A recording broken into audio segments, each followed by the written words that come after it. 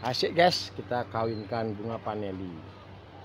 Caranya tancapkan jarum atau lidi yang licin. Kita tusukkan di sebelah kanan, kita buka, nah dibelah. Teman-teman bisa ini. Nah caranya sederhana. Iya. Oke, hari ini tanggal 14 tahun 2024, tentunya di bulan 9. Kita ngawinkan paneli di budidaya paneli Singaraja Bali, tepatnya di Desa Ambengan, guys.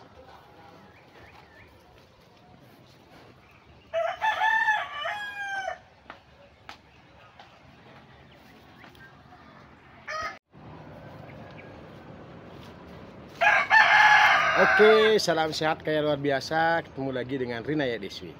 Hari ini tentunya tanggal 14 bulan 9 2024, saya berada di rumah di Desa Ambengan, Kecamatan Sukusardi, Kabupaten Buleleng, Bali. Tentu hari ini saya melakukan kegiatan seperti biasa. Ada beberapa paneli yang sudah mulai berbunga, nih teman-teman bisa lihat. Ini ada di samping rumah saya, di belakang rumah. Cukup lahannya tidak begitu luas, tapi bagaimana saya sebagai pencinta penghobi tanaman paneli ini terus belajar, meneliti, melihat perkembangan dari tanaman, apa masalahnya dan sebagainya. Karena sampai saat ini saya harus terus belajar, dan saya akan berbagi kepada petani-petani yang lain atas apa pengalaman yang saya dapatkan dari menekuni dan mencintai tanaman paneli ini. Walaupun terkadang kita di negara yang agraris seperti ini, dari Sabang sampai Merauke kita bisa menanam paneli, tapi banyak orang akan gagal ketika mereka ada sedikit masalah berhenti menjadi pencinta penghobi tanaman. Nah, para sahabat dimanapun Anda berada, tentu saya sebagai warga masyarakat Bali akan mengikuti yang namanya pilkada, pemilihan gubernur dan bupati yang ada di daerah kami, khususnya di Provinsi Bali. Nah, harapan saya sebagai petani ke depan bagaimana juga pemerintah memperhatikan di sektor pertanian ini. Karena ada 3 sektor yang lebih abadi daripada sektor-sektor yang lain. Nah, sektor pertama adalah pertanian menurut saya, yang kedua adalah sektor kesehatan, yang ketiga adalah sektor teknologi. Nah, karena dari 3 sektor ini penting kita sebagai masyarakat walaupun petani kita harus terus berkolaborasi. Karena petani ketika tidak sehat juga tidak bisa berkebun. Begitu juga seorang dokter ataupun profesi lain, kalau tidak ada hasil produksi pertanian juga mereka tidak akan sehat, para sahabat. Bahkan bisa saja manusia tanpa hasil produksi pertanian bisa mati, para sahabat. Nah, begitu juga dengan semakin masifnya perkembangan teknologi, tentu kita harus mengikuti zaman, para sahabat. Apa hasil produksi kita, pertanian kita harus mulai belajar promosikan. Karena kalau hanya menjadi petani kita tidak memahami bagaimana hilirisasinya, belajar berdagang atas komoditi apa yang kita lakukan, tentu juga akan tidak mendapatkan feedback yang luar biasa, para sahabat. Nah, para sahabat dimanapun Anda berada, saya walaupun seorang petani mengharapkan kepada siapapun menjadi gubernur Bali dan Bupati Buleleng pada khususnya, karena saya ada di wilayah Kabupaten Buleleng. Nah, tentu harapan saya dari beberapa renungan saya, dan saya juga sering sharing kepada para petani dan juga beberapa masyarakat yang ada di sekitar saya, bahwa program-program yang mendasar mestinya harus bisa dilakukan oleh para pemimpin kita. Yang pertama adalah program kesehatan gratis. Yang kedua adalah program pendidikan gratis. Karena ketika kedua program ini bisa dilakukan, tentu kita akan memiliki badan yang sehat dan juga akan memiliki ilmu yang baik. Nah, untuk meningkatkan daripada SDM kita masyarakat Buleleng pada khususnya dan Bali pada umumnya. Para sahabat dimanapun Anda berada, ketika nanti ada calon pemimpin yang mampu memberikan kesehatan gratis, nah ini akan cenderung programnya akan mendukung dan juga memberdayakan masyarakat ekonomi menengah ke bawah, para sahabat. Nah, yang kedua juga pendidikan. Karena ketika sudah memiliki badan yang sehat, artinya jaminan kesehatan itu sudah ada, kita wajib sebagai warga Indonesia terus belajar. Maka belajar itu adalah identik dengan program pendidikan. Nah, pendidikan ini tentu tidak hanya gratis SD sampai SMP. Kalau SD sampai SMP sampai saat ini sudah gratis, para sahabat. Mohon ditingkatkan, karena apa? Kalau orang yang menengah ekonominya, menengah ke bawah terutama, ini kesehatan ini di saat sekarang ini menjadi mahal, para sahabat, karena masyarakat masih diwajibkan membayar BPJS. Nah, tentu juga yang tidak tercover dari yang namanya kartu Indonesia Sehat. Nah, memang pemerintah sudah mengeluarkan kesehatan gratis bagi masyarakat yang terdata mungkin di beberapa tahun yang lalu masih kategori masyarakat miskin. Tentu masalah miskin dan kaya itu bisa berubah seketika para sahabat.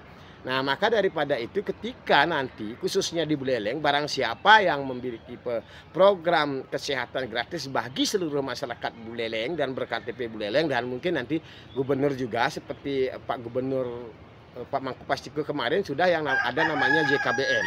Nah, ketika itu bisa diberikan tanpa harus lagi membayar BPJS bagi yang menengah ke bawah, karena kalau yang menengah ke atas sudah tidak jadi masalah para sahabat, mereka kan tentu juga menginginkan fasilitas sesuai dengan kekayaan mereka. Nah, tentu kalau mau warga negara itu meningkat dari level bawah naik sedikit, tentu program ini akan menjadi program yang unggulan menurut saya. Karena apa? Ketika ada pendidikan gratis mungkin nanti sampai S1, itu orang-orang miskin itu bisa akan bersekolah tinggi sehingga mereka juga tidak tertutup kemungkinan menjadi pemimpin di negara ini. Kenapa demikian para sahabat? Karena banyak orang juga terkadang dari ekonomi lemah padahal mereka memiliki IQ dan memiliki kemampuan yang luar biasa ketika mereka mendapatkan fasilitas dari pemerintah. Nah, juga masalah kesehatan para sahabat, alangkah sedihnya ketika masyarakat ekonomi menengah ke bawah ini dia harus mengeluarkan uang untuk membayar sebuah kesehatan, karena manusia ini pasti saja karena kita berbekal daripada suke duke lare pati, itu namanya orang Bali, apanya kita membekal kebahagiaan, membekal ketidakbahagiaan dan juga mendapat kesakitan, dan juga akhirnya kita juga karena ciptaan dari Tuhan dari lahir dari juga nanti akan mati juga. Maka program-program ini adalah program mendasar kalau pemimpin kita ke depan mampu betul-betul prihatin, karena kalau ini menurut saya walaupun dikorupsi dua program ini sedikit peluangnya untuk korupsi karena itu sudah langsung dinikmati oleh masyarakat. Nah, ketimbang membangun hal-hal yang lebih besar, mungkin hal-hal yang lebih besar penting juga dibangun untuk bagaimana mendukung kemajuan daripada daerah kita. Mungkin kalau dari segi infrastruktur sudah mulai. Nah, saya sebagai warga negara Indonesia yang kebetulan beralamat di Kabupaten Buleleng, Provinsi Bali, saya bersyukur dari setiap pemimpin pasti ada hal positif dan negatif. Kemarin ada Pak Mangku Pastiko, ada JKBM, sekarang juga ada Pak Wayan Koster 2019-2024. Itu juga sudah bagus juga, dia membangun beberapa fasilitas umum. Nah, tapi di sini saya perlu juga sampaikan sebagai warga negara Indonesia yang khususnya nanti ada di Kabupaten Buleleng dan Provinsi Bali, bahwa kesehatan menurut saya adalah prioritas. Yang kedua juga adalah pendidikan. Nah, ketika kita membangun infrastruktur yang luar biasa tapi tidak didukung dengan sumber daya manusia, sama dengan juga omong kosong. Karena apa? Fasilitas yang dibangun secara luar biasa itu yang mungkin memang akan berdampak juga kepada masyarakat kita, masyarakat Bali, tapi tentunya juga akan lebih menguntungkan masyarakat yang sudah SDM-nya tinggi, dia bisa sekolah sampai ke luar negeri karena ide-ide mereka itu luar biasa. Mereka dikasih fasilitas yang wah, tentu mereka akan lebih mampu memanfaatkan. Karena apa? Dari segi SDM mereka sudah siap. Nah, tentu juga ketika di Buleleng, saya sebagai warga Buleleng sudah ada nanti yang namanya Surya Pada Tower, itu bagus sekali. Nah, tapi ketika nanti akses dari Denpasar ke Singaraja itu masih berjam-jam. Nah, walaupun sudah ada sokat, tapi kemacetan yang dari Airport Ngurah Rai menuju Singaraja ini sudah mulai luar biasa. Nah, maka tentu saya sebagai warga negara Indonesia yang beralamat di Buleleng tentu menginginkan juga ada yang namanya lapangan pesawat terbang, yang namanya airport atau bandara para sahabat. Kenapa itu? Karena nanti ini akan nyambung para sahabat ketika sudah ada airport, beberapa infrastruktur seperti Surya Pada Tower sudah dibangun. Ini juga bisa nanti tamu-tamu wisatawan juga bisa langsung ke Singaraja. Karena Singaraja ini, Buleleng ini juga memiliki sumber daya alam yang sangat luar biasa para sahabat.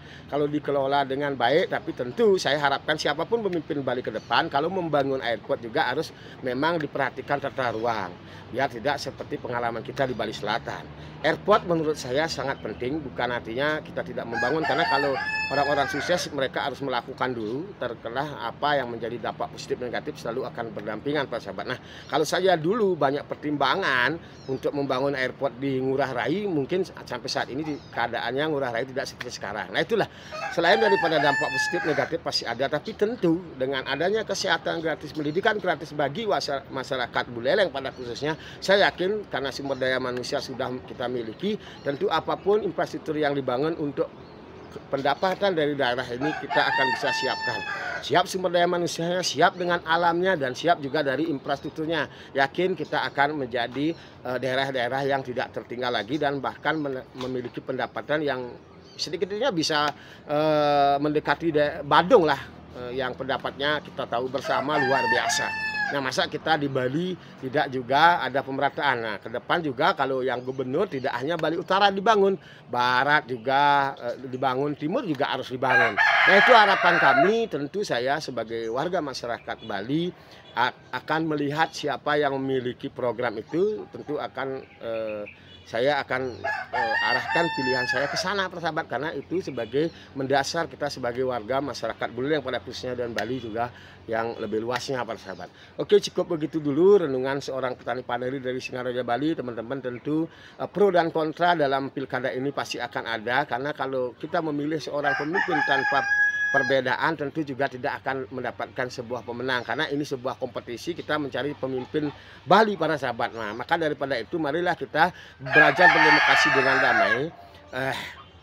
Tidak harus terlalu kita fanatik dengan apa pilihan kita sehingga menjelekkan orang lain. Jangan, karena mereka-mereka yang duduk yang kita percaya nanti menjadi pemimpin Bali tetap akan menjadi pemimpin warga Bali dan Buleleng pada khususnya. Kalau yang bupatinya, para sahabat, tentu juga kita nantinya ya tetap, kalau saya sebagai petani ya petani, teman-teman yang bergerak sektor lain tetap seperti itu. Nah, tapi harapan kita ketika pemimpin betul-betul nanti membuat program yang memang menyentuh untuk kepentingan masyarakat, di sana akan berdampak langsung bagi kita sebagai petani. Mungkin nanti untuk di daerah Bali, daerah-daerah yang bergerak di sektor pertanian itu akan dibebaskan pajaknya. Contohnya kita kan bisa diringan dengan pemimpin yang betul hadir untuk bagaimana memberdayakan masyarakat Bali ini, karena kita tahu bersama Bali sudah mulai padat dan juga sektor pertanian sudah semakin terkikis, teman-teman. Tapi di sini kadang-kadang kita sebagai petani dan pelaku pariwisata tentu akan bisa memanfaatkan kita saja, tapi sampai saat ini kita dari sektor pertanian belum mendapatkan kuenya dari hasil pariwisata yang ada di Bali. Nah, maka daripada itu harapan saya ke depan bagaimana setiap sektor bisa dikolaborasikan oleh pemimpin Bali ke depan dan juga Buleleng pada khususnya, untuk bagaimana juga bisa meningkatkan harkat dan derajat petani pada khususnya, karena saya seorang petani, dan juga kita bisa bangun fasilitas yang mendukung untuk bagaimana kita promosikan hasil produk-produk pertanian yang ada di Buleleng. Tentu juga tidak terlepas juga dari bagaimana inovasi-inovasi yang bisa kita mampukan walaupun kita sebagai petani. Oke, cukup begitu dulu renungan kita. Mudah-mudahan pilkada Bali ini aman, tentram. Kita menunjukkan bahwa Bali adalah luar biasa demokrasinya, beda pilihan kita tetap bersaudara, kita tetap pada posisi pekerjaan masing-masing. Biarkan teman-teman yang khusus di politikus, mereka tetap fokus di politik, tapi tentu jangan politiknya terlalu juga merugikan rakyat. Oke, salam sehat, kaya luar biasa.